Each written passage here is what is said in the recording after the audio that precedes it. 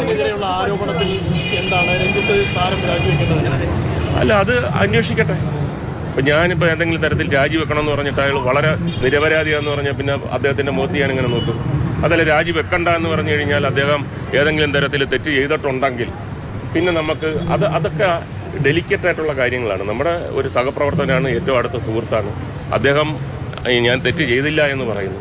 അപ്പോൾ ആ സാഹചര്യത്തിൽ ഒരു ബോഡി അന്വേഷിക്കട്ടെ, മനസ്സിലാക്കട്ടെ, കണ്ടുപിടിക്കട്ടെ, അത്രയേ ഉള്ളൂ. ഇപ്പോൾ ഈ കേരള കമ്മിറ്റിയുടെ റിപ്പോർട്ട് പുറത്തു വന്നതിന് ശേഷം ഈ പിന്നെ വനിതകളായിട്ടുള്ള നടിമാർ അവർ കൃത്യമായിട്ട് കൊണ്ട് പോലീസ് സ്റ്റേഷനിൽ പരാതി കൊടുക്കണമെന്നുള്ള കാര്യത്തിലേക്ക് എത്തണോ? അതിൽ കേസെടുക്കേണ്ടതല്ലേ?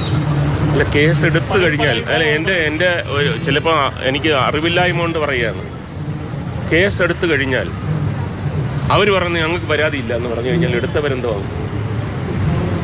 എനിക്ക് പരാതി ഉണ്ടെന്ന് പറയുമ്പോഴല്ലേ കേസ് വരുന്നത്. ഇപ്പം അല്ലാതെ തന്നെ ഇന്ന ആൾക്കാരുടെ ഇതിൽ ഞങ്ങൾ കേസ് കൊടുക്കുന്നു എന്ന് പറഞ്ഞിട്ട് അവർ പറയുന്നു ഞങ്ങൾക്കൊരു പരാതിയില്ല. പരാതി ഉണ്ടെങ്കിൽ പരാതിപ്പെടണമല്ലോ. അതൊക്കെ ചെറിയ ചെറിയ ഡെലിക്കറ്റ് കാര്യങ്ങളാണ്. അതെല്ലാം അവർ ഗവൺമെൻറ്റും തീരുമാനിക്കട്ടെ, സംഘടനകളും തീരുമാനിക്കട്ടെ.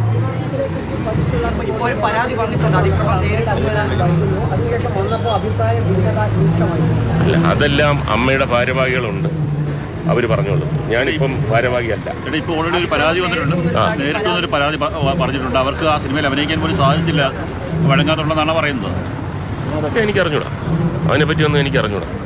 എൻ്റെ അടുത്ത് ആരും ഒരു പരാതിയായിട്ട് പണ്ട് മുതലേ എൻ്റെ അടുത്തൊന്നും വന്നിട്ടുണ്ടെങ്കിൽ അത് ഏതെങ്കിലും തരത്തിൽ ഒരു ചെറിയ അഭിപ്രായ വ്യത്യാസമോ അല്ലെങ്കിൽ ഒരു തെറ്റിദ്ധാരണയൊക്കെ ഉണ്ടെങ്കിൽ നമ്മൾ അപ്പം ആ കാലത്തൊട്ടൊക്കെ പറഞ്ഞിട്ടുണ്ട്. ഈ അടുത്ത കാലത്തൊന്നും നമ്മുടെ അടുത്തൊന്നും പറഞ്ഞിട്ടില്ല. ആദ്യമായിട്ടാണ് ഇന്ത്യയിൽ ഈ സിനിമാ മേഖലയിലെ പ്രശ്നങ്ങൾ പഠിക്കുന്നതിനും ഇതിൻ്റെ അടിസ്ഥാനത്തിൽ ഒരു കമ്മീഷൻ വെക്കുന്നതും റിപ്പോർട്ട് വന്നിരിക്കുന്നതും പുറത്തു വിട്ടതും എന്താ പറയുക? അല്ല, അത് ഏറ്റവും ശ്ലാഘനീയമായ. മറ്റുള്ളവരെല്ലാം കണ്ട് പഠിക്കണം, എല്ലാ സംസ്ഥാനക്കാരും കണ്ടു പഠിക്കണം. ഇങ്ങനെ ഒരു കമ്മിറ്റിയെ, കമ്മീഷനല്ല, ഒരു കമ്മിറ്റിയെ വെച്ചിട്ട്, ഹേമ കമ്മിറ്റി എന്ന് പറഞ്ഞാൽ ഞാൻ മനസ്സിലാക്കിയത്തോളം എന്തൊക്കെയാണ് പ്രോബ്ലംസ് അത് മനസ്സിലാക്കിയിട്ട് പറയുക. ഗവൺമെൻറ് ഏതൊക്കെ തരത്തിൽ അതിനെ പരിഹാരം കാണാൻ ഉള്ള ശ്രമം നടത്തും എന്നുള്ളതാണ് വെച്ചിരുന്നത്. അല്ലാതെ ഒരു കമ്മീഷനാകുമ്പോഴാണ് ഇത് കേസെടുക്കാം മറ്റേതെന്നൊക്കെ പറഞ്ഞ് ഒരു ജുഡീഷ്യൽ ഒരു പവർ വരുന്നത്.